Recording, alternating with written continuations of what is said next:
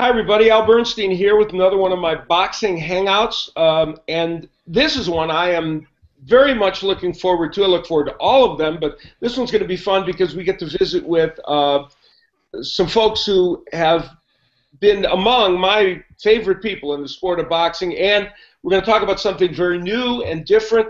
And so it should be a very entertaining show. Let me first bring in the man who makes all this possible, the producer of our boxing hangouts, my good friend Dan Parks. Dan, how you doing? I'm excellent, Al. Thank you so much, and thanks again for all of you to join us today. This is a very exciting part of boxing right now, and what you're doing, and this whole thing is again really exciting. And thank you so much for coming today. You worked very hard to pull this together, and we're very happy that you did, because this show is going to present something to people that's very different, and as Dan suggested, a kind of a wave of the future in the sport of boxing. We know, of course, that the sport has reached new boundaries in the world and exceeded those boundaries, and one of the places, of course, is the Far East. And toward that end, on this show, we're going to be talking about a new entrant into the world of professional boxing, the second Chinese fighter to turned professional, along with Zhao Zhiming. Zhang Zhilei is with us, a heavyweight who is turning pro. There he is with his interpreter, Kurt, and Tommy Lane behind them, promoter with Dynasty Boxing. Also with us, we have Terry Lane, who is with Dynasty Boxing, Tommy's brother, who many of you know from his promotional efforts with their company, and a gentleman who has been involved in the sport of boxing for many, many years, Dino Duva, who is also part of the Dynasty Boxing, and collectively those men have gotten together to form a company, and Zhang is going to be one of their most important assets early on. Before we get to talking about Zhang and his road to what he hopes will be a heavyweight title, let me ask first, Dino, I'll go to you and ask you a little bit about how this the relationship with the Lanes took place, and how you guys were able to come together for this new company, Dynasty Boxing. I mean, obviously, first and foremost, Al, we were connected through the business many years ago, even if we weren't that close personally with each other.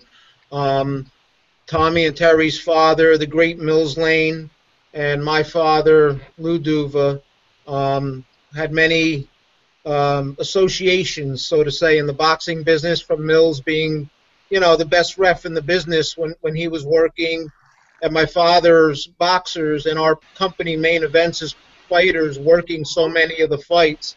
So our family's always had a long-time connection.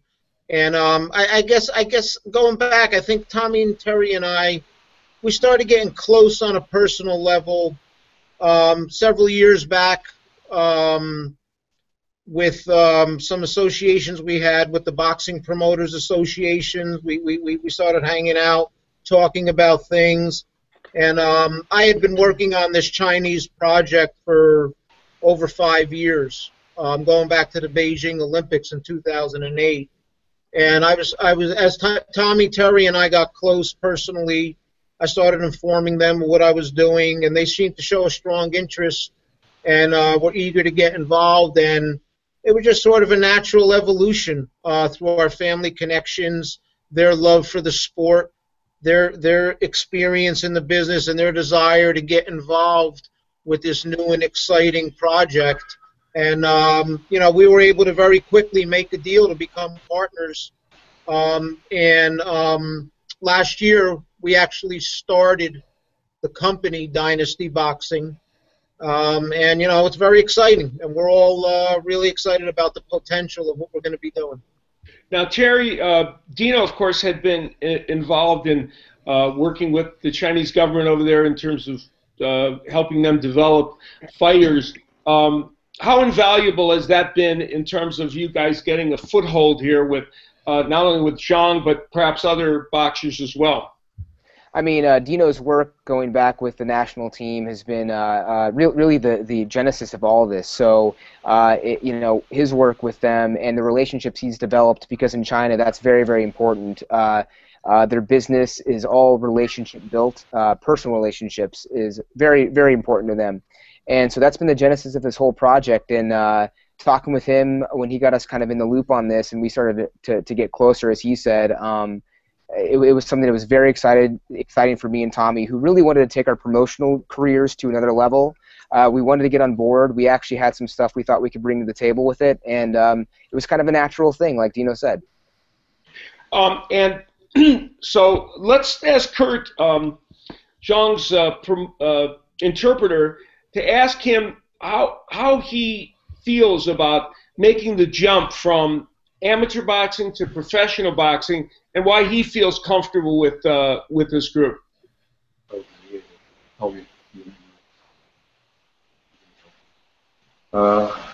是的，然后就是从业余转到职业，然后是我人生的一个梦想。He's been dreaming about turning pro in his life.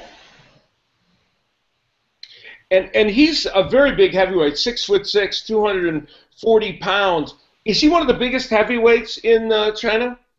也是中国这个级别里面最大。Yeah， 是的。Yeah. And what is he? Kurt, ask him, in terms of getting into the pro ranks, what kind of challenges does he expect to see? 你觉得转入职业之后有什么挑战？挑战就是我们的一个团队合作很重要，很关键。然后就是通过我们整个团队的共同努力，然后走向现在正在按照计划进行，然后慢慢的走向目标。The teamwork is very important, and the challenge will be that everyone putting work. We're gonna train hard, and everybody in the team is gonna work hard. So now we're doing this, hopefully, and he has very much confidence that we can succeed. Now, his original sport, of all things, was canoeing. How did he make that transition? That was an interesting, to get from there to boxing is an interesting journey. 他说你以前是划船，所以说他很感兴趣，你怎么会突然从划船转到拳击里？因为身体的发育，然后身高长高，然后体重增大，就不适合划船了。然后就转到拳击，然后其实划船的时候也很喜欢拳击，但是没有从事这个项目。He always loved boxing. Even though he was canoeing, he loved boxing. But since his body become mature, he become taller, he becomes stronger, bigger. So he didn't fit in that little boat anymore. You know what? That's a very practical answer. Yeah, that's simple. Tommy, I know you're in the background there, and we should be able to hear you. What kind of guy is Zhang to work with? How have you found him to be in terms of his personality and what you guys see from him on a daily basis? Just terrible. Just terrible. No. Awful guy, huh? No, but I mean, Zhang on so many levels. I mean, such a personable guy. Kurt and Zhilei together are great to work with. Super nice, personable guys. I really couldn't have asked for anything more. And, they're making the transition really well. They're living in New Jersey. They've been here for coming up on a couple months here. And, everything's going pretty smoothly, knock on wood. The training is going great. And, we're happy with everything. And, again,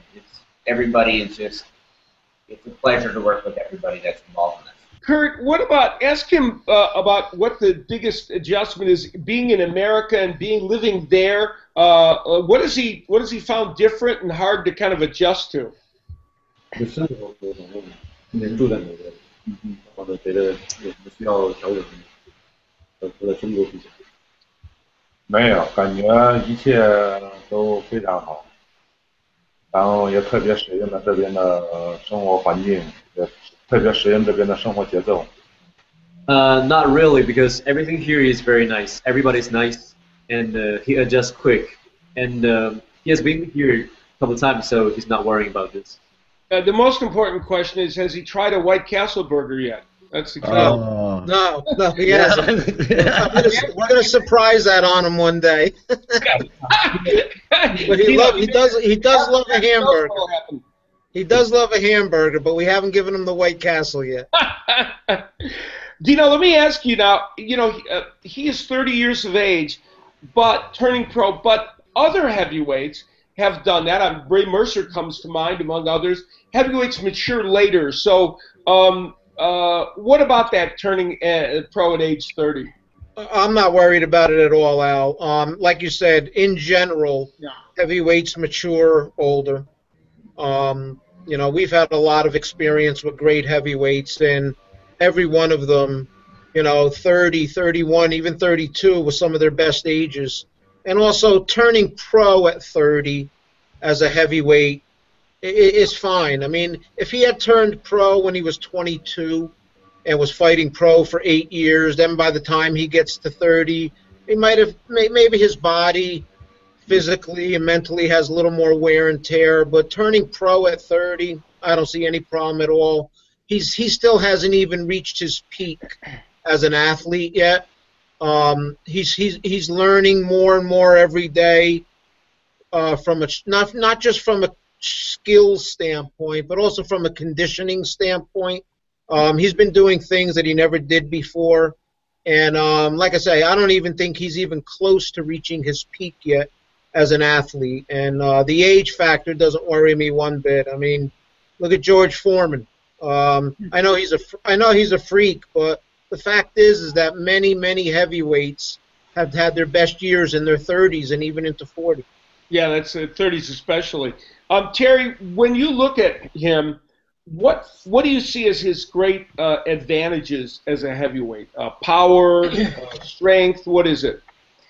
Well, just by observing him in the gym for a year and seeing his tapes and stuff like that, he's a big guy, but he's a very agile guy. He's very athletic. He's very teachable. He learns very quickly. We've had him with a couple different trainers, and he picks something up from each and every one of them, and it's not a hard process. I know if that were me, it would take me weeks to learn what he does in seemingly hours or days. So his athleticism, his agility, but I'd have to say his power. You know, a big left hand that he has. He's a southpaw. Big left hand is got to be the asset, because in the heavyweight division that can end a fight, and I think it's going to be the way that it happens a lot of the time for him. Not too many southpaws in the heavyweight division either. That's an edge. What now? As far as how you guys are bringing him along now, do you have a specific trainer in mind to carry him through all the way, or is that something you guys are still working on? We're still working on that, Al. He came over here to begin his training in the beginning of March, and he hadn't fought since September of last year. So he was out of action for 6 or 7 months. So first of all, he was a little out of shape.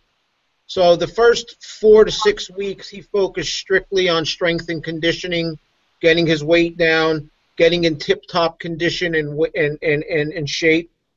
He's just starting to evolve into his boxing training now. We have a few guys that have been working with him.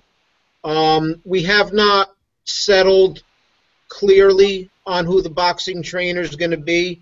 That decision will be made probably in the next week or two. We have been talking to some people. There's in the last couple of weeks, some guys have been working with him in the gym, but we have not settled or announced who his full-time trainer is going to be yet. But that'll be coming very soon now, because now he's ready to start his boxing training. How long before he has his first fight, in your opinion?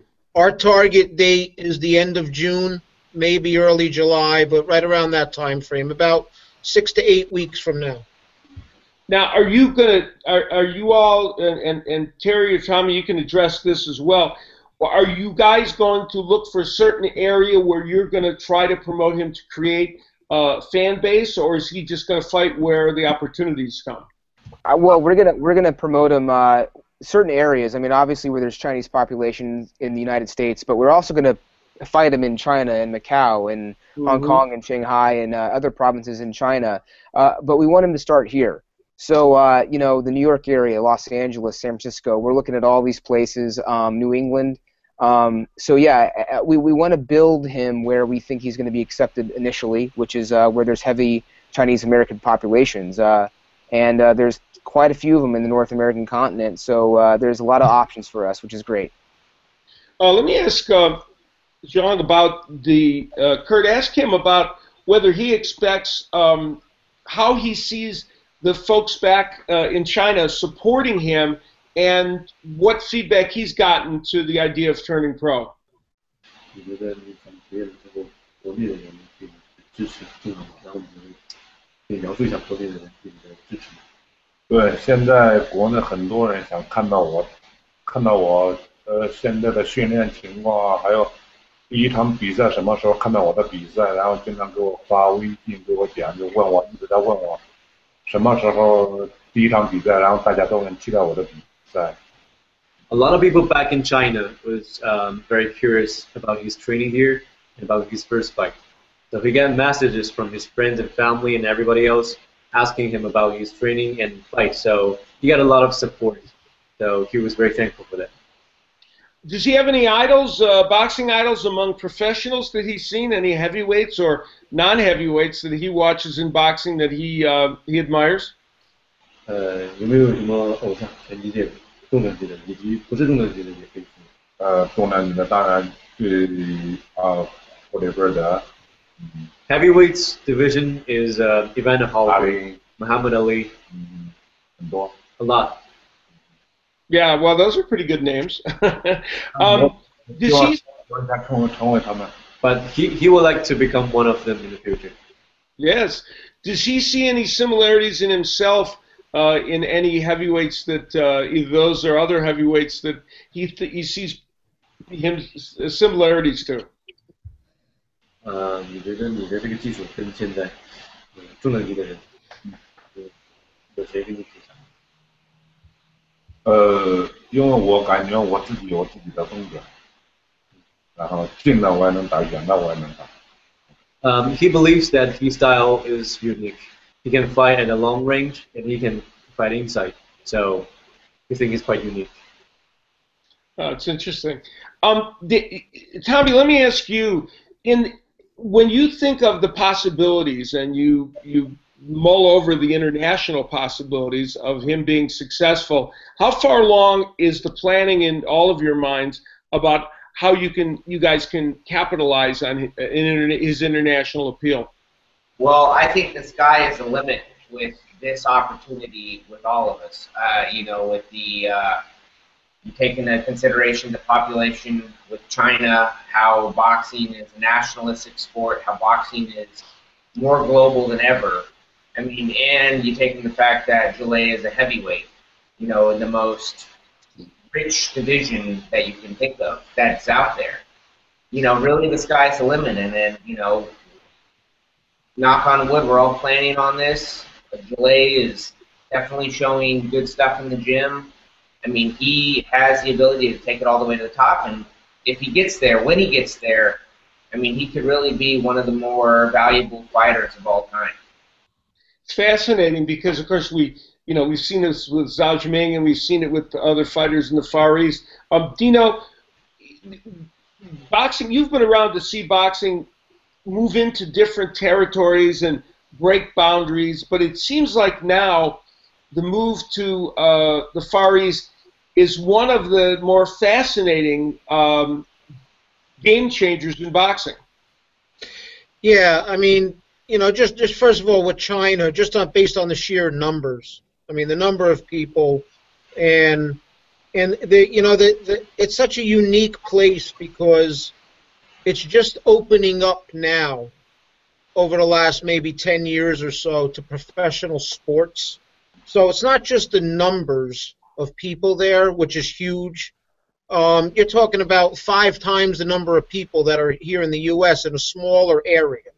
But it's more than that. It's the business part of China that's unique because up until about 10 years ago, professional sports didn't exist. Now, and it's not just boxing, you know, Yao Ming with basketball, this girl Li Na in tennis. all these great Chinese golfers that are coming around. Professional sports is growing leaps and bounds above anybody else in China than any other area. And you combine that with the number of people, and it makes it such an intriguing growth area for business with sponsors, television, mobile devices. It's just such a unique place, not just because of the number of people, but because of what's happening in the whole economic and business environment over there. Yeah, many changes taking place. Terry, how quickly does he have to move, or do you have to move him, given that he is 30 years of age? And as Dino pointed out, it's not the biological clock isn't exactly ticking right away because heavyweights do fight well in their 30s. But are you guys mindful of the pace at which you have to move him? Sure we are. I think we're going to put him on a moderate fast track.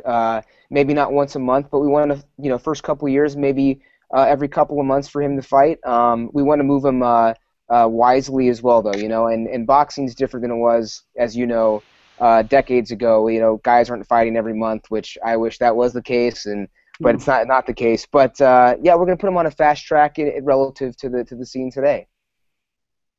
Well, I wish you guys the best of luck with all of this. And let me finally ask you guys, as it relates to Dynasty Boxing, of course, this young man is a big part of the piece of the puzzle, but how do you see the rest of your business developing as well?